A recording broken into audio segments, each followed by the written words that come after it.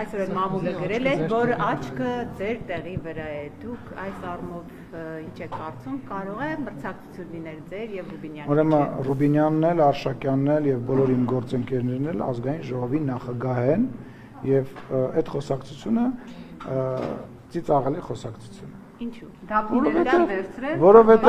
Որովհետեւ թող ես միայն ուրախ կլինեմ, բայց նման բաներին խոսակցություններին լուրջ չեմ վերաբերում։ Ես նախ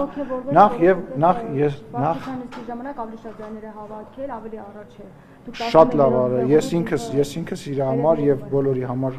ովքեր որ գրեթե բոլորի համար, ովքեր որ անցել են քվեարկել եմ, բայց այս խոսակցությունը չեք կարող մտցնել մեր օրակարգ, մենք արդեն բավականին մեծ ենք, ձեզ բոլորիդ լավ ճանաչում ենք եւ այս խոսակցության մեջ չենք մտնի։ Ռուբեն Փաշինյանն ավելի մեծ է քան ձեր։ Եթե ես միայն ուրախ կլինեմ։ Ես Ռուբեն Ռուբինյանը իմ մտերմագույն ընկերներից մեկն է եւ որևիցե նման խոսակցություն ես չեմ սատարելու եւ չեմ մտնելու այդ խոսակցության մեջ։